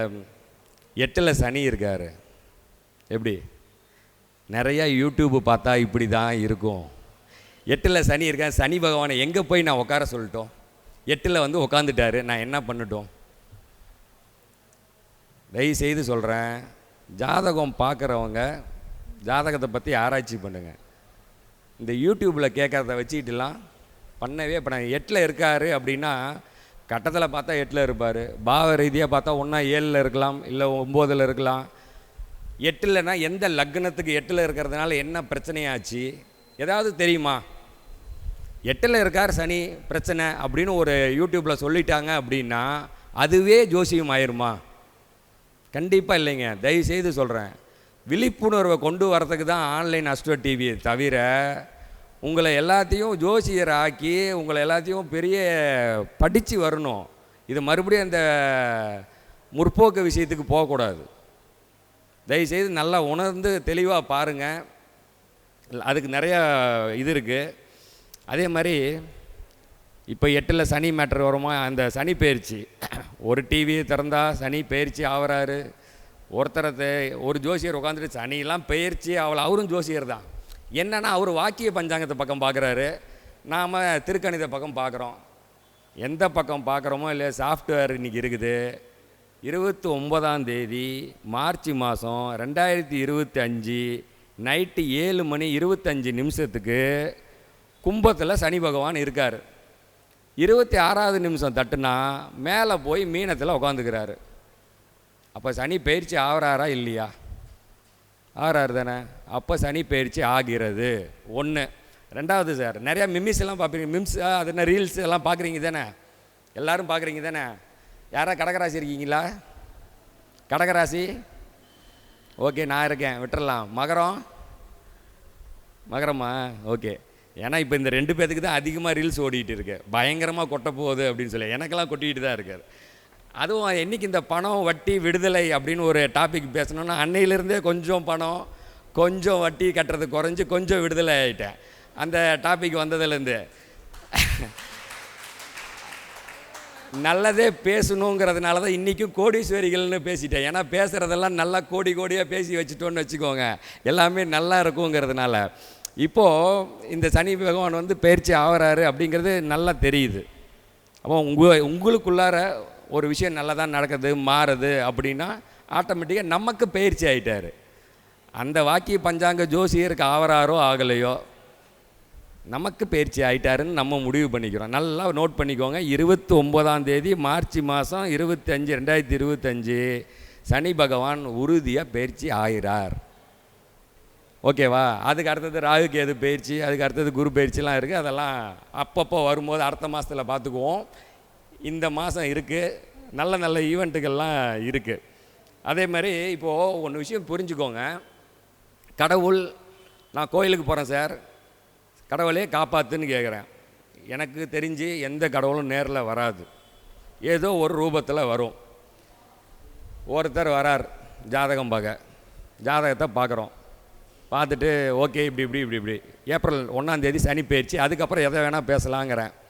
இல்லை சார் ரொம்ப கஷ்டமாக இருக்குது, ரொம்ப கடன் என்ன பண்ணலாம்? என்னை பொறுத்த வரைக்கும் ஒரே லாஜிக்கு நம்ம ஏற்கனவே பேசியிருக்கேன், யூடியூப்பில் இருக்குது. கடன் கொடுத்தா திரும்பி வரும்னு எதிர்பார்க்கவே கூடாது. அதுதான் நம்ம லாஜிக்கு. அதெல்லாம் எதிர்பார்க்காதீங்க, ஆண்டவன்கிட்ட விட்டு அடுத்த வேலையை பாருங்கள். சரி எங்கெங்கே பணம் கொடுத்தீங்க அப்படின்னு ஃப்ளோவில், உங்கள் ஊரில் தான்னாரு. எங்கள் ஊர்லையா? எங்கே? சேலத்தில் தான். சேலத்துலையா? சரி சேலத்தில் எங்கே? ஒரு லொக்கேஷன் சொல்கிறாரு. இங்கேயா? அங்கே எங்கே? ஒருத்தன் பேரை சொல்கிறாரு. இது என்னடா ரொம்ப போச்சு அப்படின்னு சொல்லிட்டு இந்த பேரை அதுக்கு முன்னாடி ஒரு வாரம் முன்னாடி கேள்விப்படுறேன். அந்த பேர் இந்த பேரும் ஒரே பேராக இருக்குது. அவருக்கு ஃபோனை போட்டு, சார் இதே பேர் இதே நம்பர்? ஆமாம் சார் இதே தான் சார். ஆஹா, 2 பேரும் ஒரே பேராக இருக்குது அப்படின்னு சொல்லிட்டு உடனே பார்த்தா அது பயங்கர பூதாகரமாக போகுது. சரி இதெல்லாம் நடந்துருச்சு, இந்த சம்பவம் ஆயிடுச்சு. அவர் உடனே உள்ளே வராரு. அப்படியே ஜோதிட என்னோடய ஆஃபீஸே வந்து பார்த்திங்கன்னா பஞ்சாயத்து ஆஃபீஸ் மாதிரி ஆயிடுச்சு. சார் நான் இத்தனை லட்சத்தை கொடுத்துட்டேன் சார், நான் இத்தனை கோடியை கொடுத்துட்டேன் சார்னு எல்லாம் பேசிக்கிட்டு இருக்கோம். இதெல்லாம் நடந்துக்கிட்டு இருக்கு. சார் இப்படி பண்ணிக்கோங்க, எனக்கும் இதுக்கு சம்மந்தம் இல்லை, ஜாதகம் எதனால ஏப்ரல் 1ஆம் தேதிக்கு மேலே பார்த்துக்கிறான்னு 2 பேர்த்தையும் வெளியில் அனுப்பி விட்டு அடுத்த ஃபோன் வந்துச்சு. அது யாருன்னா இவருங்க 2 பேர்த்தையும் அனுப்புனவர். சார் வந்தாங்களான்னு கேட்டார். வந்தாங்க சார் அப்படின்னு. ஜாதகம் பார்த்தாங்களா சார்? சார் நீங்கள் யாரை சார் அனுப்புனீங்க அப்படின்னு. சார் ஒருத்தர் அனுப்புனேன்னு கல்யாணம் ஆகலைன்னு சொல்லி. ஆமாம் சார், அவர் 1950 பிறந்திருக்காரு, என்னவோ 76 என்னவோ பிறந்திருக்காரு, 50 வயசு.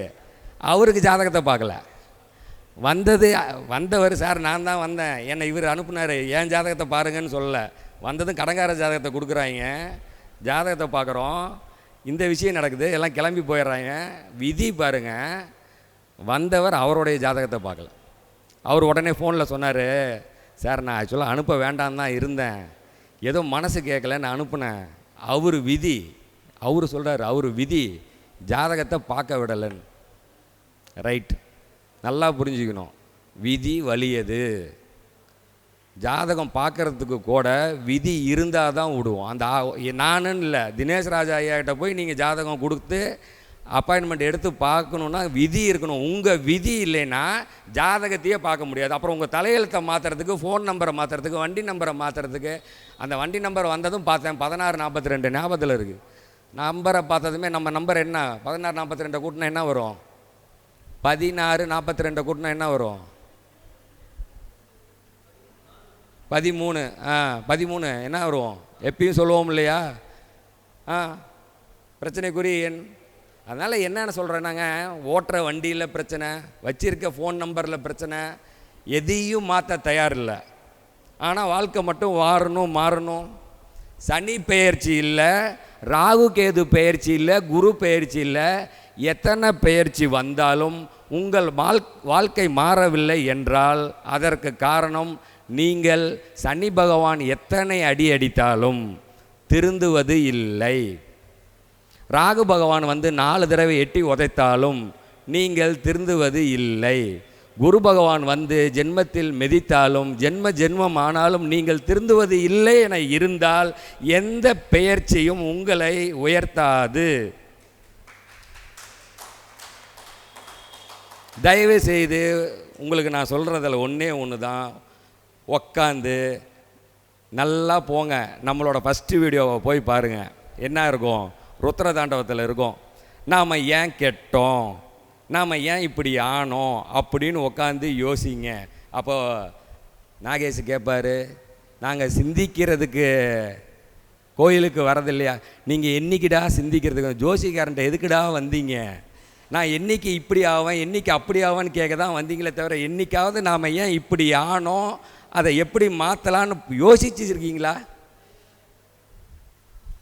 ஒரு தசா புத்தியில் இது வரைக்கும் ஒரு தசா புத்தி இப்படி ஆயிடுச்சு, அடுத்த தசா புத்தியிலையாவது உன் புத்தியை மாற்று. உன் புத்தி மாறணும்னா, திசை மாறணும்னா உன் வீட்டினுடைய திசையை மாற்று சொல்லியிருக்கோமே. வாஸ்து வீடியோவில் பாருங்கள். வாழ்க்கையில் உங்கள் வாழ்க்கை மாறணுமா, திசையை மாற்றுங்க. திசையை மாற்றினா போய் திசை மாறுறது இருக்கட்டும், கிழக்கு பக்கம் இருக்கிறியா வடக்கு பக்கம் மாற்றிப்பார், வாழ்க்கை மாறும். வந்து உட்கார வேண்டியது. சரி, எனக்கு வடக்கு நல்லா இருக்குமா கிழக்கு நல்லா இருக்குமா? எதுவுமே உனக்கு நல்லா இருக்காது. எது நல்லா இருக்கும் உனக்கு? நீ எதாவது ஒன்றில் போய் ஒழுங்காக இருந்தால் தான் நல்லா இருக்கும். நான் கரெக்டுங்களா?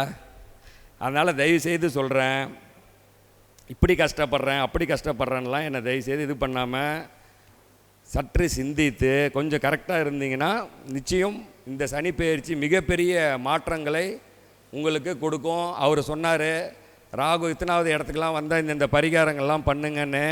அதெல்லாம் பண்ணுங்க, நிறையா விஷயங்களை எடுத்துக்கோங்க. அடுத்தது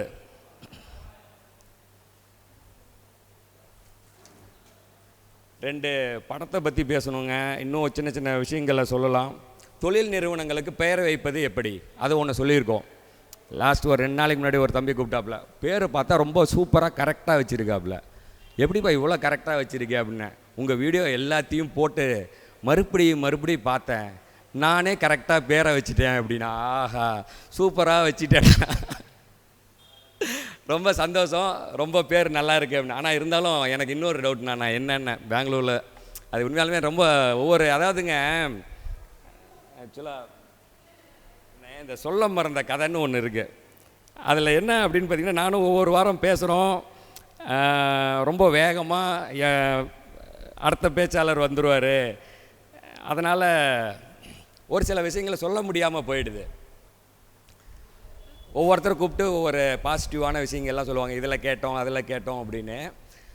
நான் மலர் மருந்தை பற்றி பேசியிருந்தேன். நல்லா புரிஞ்சுக்கோங்க, நான் ஏன் இப்படி பேசுகிறேன்னு நினைக்காதீங்க. நான் பேசக்கூடிய விஷயத்தை நீங்கள் பயன்படுத்தணும், அதுதான் முக்கியம். நான் பயன்படுத்தின நம்பரை எனக்கு மாற்றம் நடந்திருக்கு, அதனால் நான் சொல்ல வரேன். ஒரு டாக்டர் ஸ்ட்ரேஞ்ச் அப்படின்னு சொல்லி ஒரு படம் பார்க்க சொல்லியிருப்போம். அதில் அவர் மிகப்பெரிய சர்ஜன், பயங்கரமான சர்ஜனாக இருப்பாப்புல. அவருக்கு ஒரு விபத்து ஆகிடும், அவரை ஆப்ரேஷன் பண்ணுவாங்க, தப்பாக பண்ணிடுவாங்க, அவரால் ஒன்றுமே பண்ண முடியாது. அந்த படத்தை போய் பாருங்கன்னு சொல்லியிருப்போம். ஆனால் இவர் ஒரு கேஸை கைவிட்டிருப்பார், இதெல்லாம் எவனுமே பண்ண முடியாதுன்னு. ஆனால் அவன் பார்த்தா பேஸ்கெட் பால் பயங்கரமாக விளையாடிட்டு இருப்பான். அவங்ககிட்ட போய் கேட்பார், நீ எப்படி இப்படி ஆனால் உனக்கெல்லாம் வாய்ப்பே இல்லைன்னு. அதெல்லாம் உன் மெடிசன் செய்யும், நீ எனக்கு அப்பாயின்மெண்ட்டே கொடுக்கல பார்க்குறதுக்கு, என் ஃபைலை பார்த்ததுமே இதெல்லாம் தேராதுன்னு அனுப்புனவன். நீ போய் நேபாளுக்கு போய் இந்த இடத்துக்கு போ, மிகப்பெரிய விஷயத்தை பார்ப்பேன்னு சொல்லி அனுப்புவாப்பில். அந்த இடத்துல போய் பார்த்து அந்த கதை இருக்கும். அவன் டாக்டர் உடனே அவன் ஏதோ விட்டுட்டு பல லட்சம் செலவாகி எல்லாம் போயிருக்கும். கிளம்பி போய் பயன்படுத்தி அவன் திரும்ப அந்த பவரை வச்சு உலகத்தையே காப்பாற்றக்கூடிய டாக்டர் ஸ்ட்ரேஞ்ச் ஆகுவான். அந்த மாதிரிங்க, எதையாவது பார்த்து எதையாவது பயன்படுத்தணும். 4 நாள் பார்க்க வேண்டியது 5ஆவது நாள் புள்ள பிறக்குமா, அந்த வேகத்தில் எதிர்பார்க்கக்கூடாது. இங்கே பாருங்கள், மலர் மருந்தை பற்றி பேசியிருக்கேன். ஒருத்தர் என்னை கூப்பிட்டு, சார் ரொம்ப நன்றி, நான் இந்த விஷயத்தை பார்த்தேன் அப்படின்னு சொல்கிறாரு. ஓகே தேங்க்யூ அப்படின்னு வச்சுட்டேன். வாட்ஸ்அப் அனுப்பியிருக்காரு.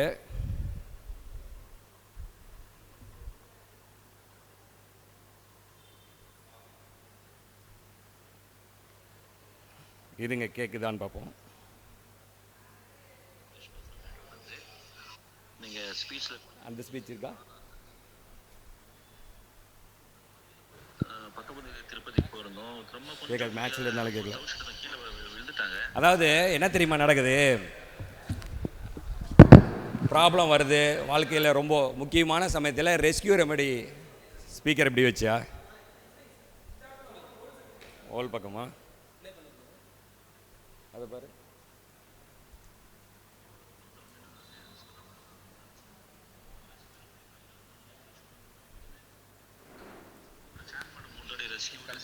சேன் பண்ணேன் பார்த்தீங்கன்னா உடனே ஓகே ஓகே இங்கே பாருங்க, ஏன்னா நம்ம ஓகே. ஐயா வணக்கம் ஐயா, நான் சுரேஷ் பேசுகிறேன் பெங்களூர்லேருந்து. நீங்கள் ஸ்பீச்சில் கொடுக்கும்போது ஆர்ஆர் ரெஸ்கியூ ரெமெடி பற்றி பேசியிருந்தீங்க. அந்த மாதிரி நான் 19 திருப்பதிக்கு போயிருந்தோம். ரொம்ப கொஞ்சம் முடியாத ரொம்ப ஓகே. இப்போ இந்த சகுனத்தை யூஸ் பண்ணிக்கோங்க. இப்போ ஆம்புலன்ஸ் போச்சு வச்சுக்கோங்க. தவிச்சிட்டு இருந்தேன், கீழே விழுந்துட்டாங்க. கொஞ்சம் ஜனங்களாம் கூட இருந்தால் தவிச்சிட்டு இருந்தாங்க. ஸோ நான் அப்போ நினச்சேன், இப்போ ரெஸ்கியூ ரெமெடி கையில் இருந்தால் கொஞ்சம் தெளிச்சு விட்டுருக்கலாமே அப்படின்னு. அப்புறமா சும்மா ஒரு சேன் பண்ண 3 வாட்டி ரெஸ்கியூன்னு சேன் பண்ணேன். பார்த்தீங்கன்னா உடனே ஒரு ஆம்புலன்ஸ் வந்தது. ஆம்புலன்ஸ் கூப்பிட்டு அவங்கள ரெஸ்கியூ பண்ணி ஹாஸ்பிட்டலுக்கு அனுப்பிச்சு கொடுத்தேன் ஐயா. ஸோ ரெஸ்கியூ ரெமெடி ஓகே, புரியுதோ இல்லையோ நான் தெளிவாக சொல்கிறேன் சார். திருப்பதி போனேன். நான் பார்க்கும்போது ஒரு அம்மாவுக்கு உடம்பு சரியில்லாமல் போயிடுச்சு, ரொம்ப மூச்சு இதாகுது. இந்த இடத்துல ரெஸ்கியூ ரெமெடி இருந்தால் நல்லா இருக்குமேன்னு நினச்சேன். இல்லை, தெளிச்சா நல்லா இருக்குமேனு நான் மனசில் 3 தடவை கண்ணை மூடி சேன் பண்ணேன், ரெஸ்கியூன்னு. ஆம்புலன்ஸ் வந்துச்சு. ஆம்புலன்ஸ் போச்சா? நார்மலாக அடித்தோம். இதே மாதிரி அந்த ஆம்புலன்ஸ் போயிருக்கு. அந்த அம்மாவை எடுத்து காப்பாற்றிட்டாங்க. நன்றி ரெஸ்கியூ ரெமெடி. அதாவது அந்த சென்ஸ் ஆஃப் ஹியூமர், அவர் மனசு. இந்த இடத்துல ரெஸ்கியூ ரெமெடி இருந்தால் அவங்கள காப்பாற்றிருக்கலாமே நினச்சிருக்காரு. ரெஸ்கியூன்னு சொல்லியிருக்காரு. ஆம்புலன்ஸ் வந்து அவங்கள காப்பாற்றிருக்கு. இதை தானே பண்ண சொல்கிறோம். நீங்கள் தாங்க யோசிக்கணும். அதை விட்டுட்டு நாங்கள் மாற்றணும் நிற்கலை, எதுவுமே மாறாது. நல்ல எண்ணத்தோட ஒழுங்காக நினச்சி சின்ன விஷயம் அவர் அதுக்கப்புறம் என்ன சொல்கிறாரு, ரெஸ்கியூ ரெமெடி கட்டாயம் எல்லாரும் வச்சுக்கணும். நன்றி. புரியுதுங்களா? சிம்பிளாக யோசிங்க.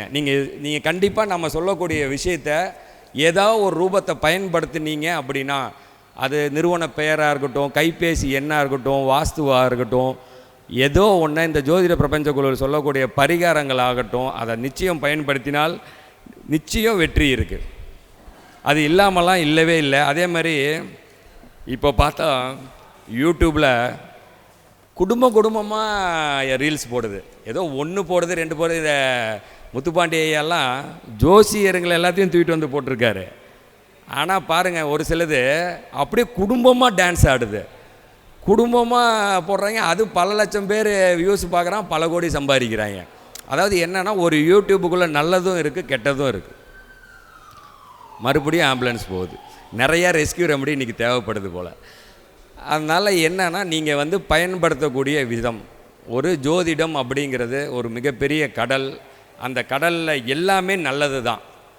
அதில் வந்து எதுவுமே தப்பான விஷயங்களே கிடையாது. அதை நீங்கள் பயன்படுத்தி ஜெயிக்கணும்னு கேட்டுக்கிறேன்.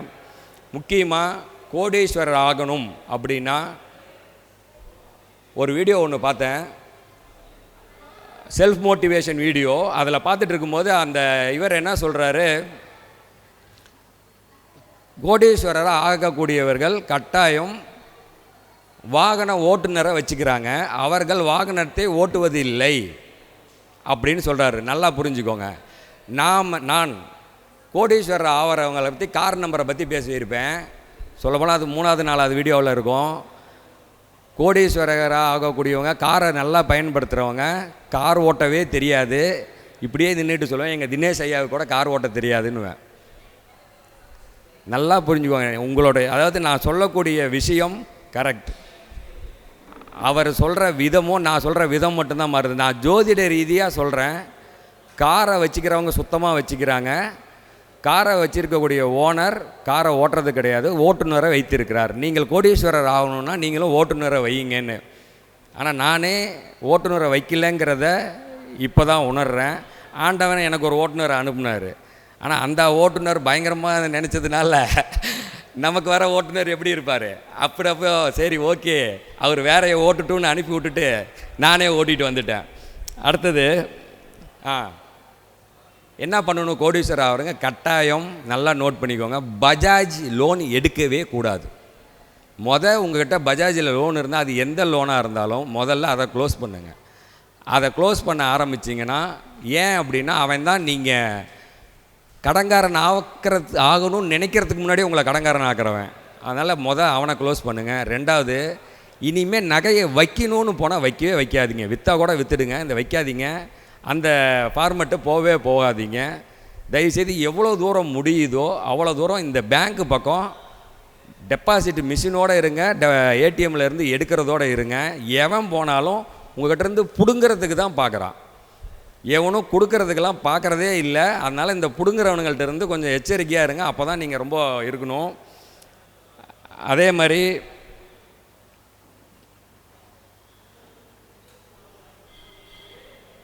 அலா வைகுண்டபுரம் அப்படின்னு சொல்லி ஒரு தெலுங்கு படம் இருக்குது, பார்த்துட்ட போல். ஓகே, வைகுண்டபுரம்னு அதாவது ஒரு விதி. அவர் வந்து திருவிக்ரம்னு சொல்லி ஒரு டைரக்டரு, நமக்கு ஒரு நம்ம படத்தை பற்றி நிறையா பேசலாம். அந்த படத்தை பொறுத்த வரைக்கும் அல்லு அர்ஜுனோட படம். அந்த படத்தில் எப்படின்னா, ஒரு பணக்கார அப்பாவுக்கு ஒரு பையன் பிறக்கும், ஒரு ஏழைக்கு ஒரு பையன் பிறக்கும். அந்த பையனை இந்த ஏழை அப்பா வந்து மாற்றிடுறான். அது ஒரு சிச்சுவேஷன், அதை மாறிட்டு போகுது. அந்த பணக்கார பையன் ஏழை அப்பா கிட்ட மாட்டிக்கிட்டு அந்த அப்பா சொல்லிக்கிட்டே இருப்பாங்க படத்தில், கொஞ்சம் ஜாதகங்கள் இப்படி தான், உன் ஜாதகம் இப்படி தான், உன் ஜாதகம் இப்படி தான். அவன் ரொம்ப வெறுத்து போய் ஹீரோயின்கிட்ட போய் உட்காரும்போது ஹீரோயின் சொல்லிவிடுவா, உன்னி ஜாதகங்களை அதாவது ஒரு சில ஜாதகங்களை இப்படி தான் அப்படின்னு சொன்னதும் அவன் அப்படியே கீழே உக்காந்துருவான். மேடம், எங்கள் அப்பா சொன்னாங்க, வேறவங்க சொல்லும் போதெல்லாம் கூட இதை சின்ன வயசுலேருந்து கேட்டு எனக்கு சலித்ததில்லை, ஆனால் உங்கள் வாயிலிருந்து இது வந்ததும் உண்மையாலுமே என் ஜாதகம் இப்படி தானோ அப்படின்னு நான் நினச்சிட்டேன்னு சொல்லுவான். இல்லை அப்படி இல்லை, நீ வா, நீயும் மேலே வருவேன்னு சொல்லிட்டு ஒரு வேலையை செஞ்சு காட்டுவாப்புல. அதுக்கப்புறம் வாழ்க்கை மாறும். அந்த படத்தில் இன்னொரு காட்சி இருக்கும், நல்லா புரிஞ்சுக்கோங்க. இந்த ஏழை தந்தை என்ன பண்ணுவார்னா, இந்த பையன் துணி கேட்பான், ட்ரெஸ்ஸு கேட்பான். அந்த ட்ரெஸ்ஸை கேட்கும் போதெல்லாம் அந்த பணக்கார பையன் போட்ட ட்ரெஸ்ஸை கொண்டு வந்து இவங்க கிட்ட கொடுப்பாங்க. கடைசியில் இந்த பணக்கார பையன், அந்த ஏழை பையன் பணக்காரன் ஆவான். அந்த பணக்கார வீட்டில் இருக்க பையன் கடைசியில் இந்த வீட்டுக்கு வர மாதிரி உண்மையாலுமே நடந்திருக்கும். ஜாதகம் மாறி இந்த பையன் அங்கே போவான். அதனால் என்னென்னா, அந்த படம் ரொம்ப முக்கியமான ஒரு படம். அந்த படத்தை பற்றியே நிறையா பேசலாம். வாழ்க்கையில் எப்பயுமே நம்ம போட்டக்கூடிய ட்ரெஸ்ஸை அடுத்தவங்களுக்கு கொடுக்கக்கூடாது. இதை சற்று கவனமாக மேற்கொள்ளுங்கள். இதை ஒன்று பார்த்துக்கோங்க சார். எல்லோரும் ஒரே நிமிஷம் கவனிங்க சார், எல்லோரும் ஒரு நிமிஷம் இங்கே கவனிங்க. ஹலோ முத்துப்பாண்டி ஐயா, எல்லோரும் இங்கே கவனிங்க, எல்லோரும் இங்கே கவனிங்க. ஏன் எல்லோரும் இங்கே கவனிங்க, ஏன் எல்லாம் இங்கே கவனிங்க சொல்கிறேன்னா, நான் கொஞ்சம் நேரம் கவனித்தேங்க. வாழ்க்கையில் உலகத்தில் அதிகமான புத்தகத்தை எழுதியவர் அப்படின்னா அது திரு ஓஷோ அப்படிங்கிறவர் தான் அதிகமான புத்தகத்தை எழுதியவர். அவர் ஒரு மிகப்பெரிய மகான். அவர் அமெரிக்காவுக்கு போகிறாரு, அவர் இறந்துட்டார், அதை விட்டுறலாம். ஆனால் அவர் என்ன சொன்னார்னா, அவர் ஒன்று சொன்னார், லிவ் அட் தட் மொமெண்ட், இந்த நிமிஷத்தில் வாழ்ந்துருன்னு சொன்னார். தயவுசெய்து எல்லோரும் இங்கே மறுபடியும் வாங்க, எல்லாம் இங்கே வாங்க சார். நாம் கதை கேட்டோம், கோடீஸ்வர கதையெல்லாம் கேட்டோம். அவங்க அந்த நிமிஷத்தில் இருந்து எப்படி கோடீஸ்வரர். ஆனால் இன்றைக்கி நம்ம கையில் 1000 தான் இருக்குது, 5000 தான் இருக்குது, 10,000 தான் இருக்குன்றதை பற்றி கவலையே படாதீங்க. இன்றைக்கி நீங்கள் நினைத்தால் கூட, இந்த 2025 நீங்கள் நினைத்தால் கூட, இன்னும் 25 ஆண்டுகளுக்குள்ளாரையோ இல்லை 10 ஆண்டுக்குள்ளாரையோ நீங்களும் கோடீஸ்வரர் ஆகலாம். உங்கள் இல்லத்தில் உள்ள மனைவி மகள் கோடீஸ்வரர் ஆகலாம். அதுக்கு நீங்கள் இந்த நிமிஷத்துக்கு வாங்க. ஏனென்றால் இந்த நிமிஷம் இதோட போகுதுங்க, இதுக்கப்புறம் இது வரவே மாட்டேங்குது. அதனால் இந்த நிமிஷத்தில் ஒழுங்காக வாழுங்க, கரெக்டாக கதையை கேளுங்க, கரெக்டாக வாழ்க்கையை பயன்படுத்தினால் நிச்சயம் வெற்றி பெறலான்னு கேட்டுக்கிறேன். அதே மாதிரி அதாவது ஒவ்வொரு விஷயத்தையும் உன்னிப்பாக கவனிக்கணும். ஒரு ஜோதிடராக நான் ஒரு ஆராய்ச்சியாளராக நான் பார்க்குறேன். அந்த எந்த ஒரு விஷயத்தையும் நீங்கள் ஒரு ஜோதிடராக பார்க்கணும். இல்லை நீங்கள் எப்படி ஆராயணுங்கிறதுக்கு ஒரே உதாரணத்தை சொல்லி என்னோடய உரையை முடிச்சுக்கிறேன். நேற்று டிவியில் பார்க்கும்போது உச்ச நீதிமன்ற நீதிபதி வீட்டில் ஒரு ரைடு நடந்ததாக ஒரு 100 கோடி கைப்பற்றப்பட்டதாக ஒரு தகவல் வருது. நீங்களாம் என்ன நினச்சிங்க? அது ஒரு செய்தியாக தானே பார்த்தீங்க. அவர் பேர் யாருக்காவது தெரியுமா? அவர் பேர் யாருக்காவது தெரியுமா? தெரில. ஆ ஆ இல்லை. ஓகே, யஷ்வந்த் வர்மா. ஓகேவா? அவர் பிறந்த தேதி யாருக்காவது தெரியுமா? பணமே இல்லைன்ட்டாங்களா? அதெல்லாம் இல்லை. ஆ சரி, ஓகே, பரவாயில்ல. நேத்தியே செய்தி அது இல்லைங்கிறதெல்லாம் அது தீர்ப்பு ஆகட்டும், அது என்னவோ போயிட்டு போகுது. நேத்திய செய்தி பார்த்தோம். ஏதாவது அவரோட பிறந்த தேதி தெரியுமா? தெரியாது. நல்லா புரிஞ்சுக்கோங்க. 6/1/1969, தேதி எண் 6, கூட்டு எண் 32.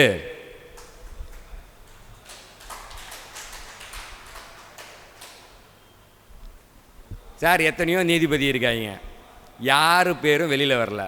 நேற்று ஒருத்தர் ஓடி இருக்கு, அவருடைய கூட்டு எண், பிறந்த தேதியின் கூட்டு எண் 32. நாம் எப்பொழுதும் சொல்கிறோம் 32 மிகப்பெரிய வேலை செய்யுன்னு. அனைத்தும் வேலை செய்யும். அனைத்து எண் கணிதம் வேலை செஞ்சு கொண்டு இருக்கு. ஜாதகம் வேலை செய்யுது, வாஸ்து வேலை செய்யுது, நீங்கள் போகிற வண்டி வேலை செய்யும், எல்லாம் வேலை செய்யும். நீங்களும் ஒழுங்காக வேலை செஞ்சு ஜெயிக்கணும்னா எங்களை கரெக்டாக ஃபாலோ பண்ணி நாங்கள் சொல்கிறத கேட்டு வெற்றி பெற வேண்டுமாய் அன்புடன் கேட்டுக்கொண்டு, வாழ்க்கையில் அனைவரும் வெற்றி பெற வாழ்த்துக்களை தெரிவித்துக்கொண்டு, எனக்கு இந்த வாய்ப்பளித்த ஜோதிட பிரபஞ்சக்குழுவுக்கு எனது மனமார்ந்த நன்றியை தெரிவித்துக்கொண்டு விடைபெறுகிறேன். நன்றி, வணக்கம். என்னோட கைபேசி எண் 9952328832. நன்றி. கோடி கோடி அப்படிங்கிற வார்த்தை நம்ம காதுகளில் கடந்த 1 மணி நேரமாக ஒழிச்சிட்ருக்கோம். குறிப்பாக கோடீஸ்வரிகள் அப்படிங்கிற வார்த்தை இங்கே இருக்கக்கூடிய பெண்களுக்கு ஒரு உற்சாகத்தை கொடுக்கக்கூடிய வகையில் இருந்திருக்கும். நாமளும் லைஃப்பில் கோடீஸ்வரி ஆகணும் அப்படிங்கிற நம்பிக்கையை நிச்சயமாக நம்ம எல்லாருக்கும் கொடுத்துருக்கோம். கோடீஸ்வரி ஆகணும்னா ஒன்றும் பெரிய கஷ்டம்லாம் ஒன்றும் இல்லை. அருண்ராம் சார் சொன்ன மாதிரி சில டிப்ஸை ஃபாலோ பண்ணிவிட்டு நம்ம ஜோதிடத்தில் இருக்கக்கூடிய தன்மைகளை நம்ம பரிகாரங்கள் பண்ணி சரி பண்ணி காலச்சக்கரத்தை இயக்கினா நிச்சயமாக நாமளும் கோடீஸ்வரி ஆக முடியும். கோடீஸ்வரி ஆகணும்னா என்ன பண்ணணும்? கோடீஸ்வரிகளோட பழகணும். இவ்வளோதான் விஷயம். இதை மட்டும் செய்யுங்க. இதெல்லாம் கிண்டல் பண்ணுற மாதிரி கூட இருக்கும். சார், அப்படி பார்த்தா சிஎம் ஸ்டாலின் இருக்கார், அம்பானி இருக்கார், அவரோட டிரைவர் எல்லாம் கோடீஸ்வரன் ஆகிட்டாங்களான்னு கேட்கலாம். அவங்களோட டிரைவரே வருஷத்துக்கு கோடிக்கணக்கில் சம்பளம் வாங்குறவங்க தான். சரி, அது எத்தனை பேருக்கு தெரியும்? நீங்கள் அவங்களோட லைஃப்பை உள்ளே போய் பார்க்கும்போதும் அவங்களோட ஹிஸ்ட்ரி உள்ளே போய் பார்க்கும்போது தான் தெரியும். நீதா அம்பானிக்கு மேக்கப் போடுறவங்க பார்த்திங்கன்னா வருஷத்துக்கு கோடிக்கணக்கில் சம்பளம் வாங்குறாங்க. அவங்க டிரைவர்ஸ் கோடிக்கணக்கில் சம்பளம் வாங்குறாங்க. ஸோ ஐயா சொல்கிற மாதிரி டோனியோடைய ஹேர் ஸ்டைலிஸ்ட் ஒரு கட்டிங் போனார்னா 1 lakh வாங்குறாராம். அப்போ அந்த அளவுக்கு அவங்க ஏன் அப்படி வாங்குறாங்கன்னா அந்த எனர்ஜி அவங்களுக்கும் பாஸ் ஆகும், ட்ரான்ஸ்ஃபர் ஆகும். அதனால தான் அவங்களுக்கு அந்த மாதிரி அமைப்புகள் இருக்குது. என்னோடய ஒய்ஃப் சொல்லிக்கிட்டு இருப்பாங்க, நீங்கள் இப்போ ஒரு இடத்துல ஹேர் கட் பண்ணிகிட்ருக்கீங்க, இந்த காலச்சக்கரத்தை அவங்களுக்கு சொல்லி கொடுத்ததுக்கப்புறம் அவங்க ஃபாலோ பண்ண ஆரம்பிச்சிட்டாங்க. சென்னையில் எல்லா டாப் கோடீஸ்வரனும் முடிவெற்ற கடை ஒன்று இருக்குது, அங்கே அவங்கள கூட்டிகிட்டு போகிறேன் அப்படின்னு சொல்லியிருக்காங்க. நம்ம நேச்சுரல்ஸில் கொடுக்குற அதே 1500 ரூபா தான் அங்கேயும் 2000 ரூபா 3000 ரூபா கொடுக்க போகிறோம். அப்போ அந்த காலச்சக்கரத்தை இயக்கணும்னு சொல்லியிருக்காங்க. அப்போ எந்த அளவுக்கு எங்கள் ஜோதிட பிரபஞ்சக்குழு நிர்வாகிகளாக இருக்கட்டும், எங்கள் ஃபேமிலி, என் ஒய்ஃபாக இருக்கட்டும், என் டிரைவர்ஸ்லேருந்து எல்லாருமே அதை பக்காவாக ஃபாலோ பண்ணுவாங்க. முதல்ல டிரைவர் வேலைக்கு வரும்போது அவர் நார்மலாக அதுக்கு முன்னாடி லாரி டிரைவராக இருந்தார். இப்போ நம்மள்ட்ட வேலைக்கு வந்திருக்காரு. நார்மலாக நிறுத்துகிற பழக்க தோஷத்தில் ஒரு கடையில் போய் நிறுத்திட்டார். அதுக்கப்புறம் இன்ஸ்ட்ரக்ஷன்ஸ் கொடுக்குறோம், இனிமேல் கார் கஃபே காஃபி டேயில் மட்டும்தான் நிறுத்தணும், வேறு எங்கேயுமே நிறுத்தக்கூடாது அப்படின்னு சொல்லிட்டு. ஏன்னா கஃபே காஃபி டேயில் போய் காஃபி சாப்பிட்டோம்னா தான் அந்த எனர்ஜி நமக்கு வேலை செய்யும். அப்போ தான் நாம் பணக்காரங்களாக முடியும். ஒரு காஃபியை 200 ரூபா கொடுத்து சாப்பிட ஆரம்பித்தா தான் நமக்கு அதுக்கேற்ற வருமானம் வரும். ஸோ இது எல்லாமே அந்த பழக்க வழக்கத்தில் வரும். பழக்கம்தான் வழக்கமாக மாறும், வாழ்க்கையாக மாறும், வெற்றியடைய முடியும். மிகச்சிறப்பான ஒரு சொற்பொழிவை கொடுத்த நம்முடைய அருண்ராம் ஐயா அவர்களுக்கு நம்முடைய அருமை சகோதரர் சதயம் சண்முகராஜா அவர்கள் பொன்னாடை போற்றி கௌரவிப்பார்.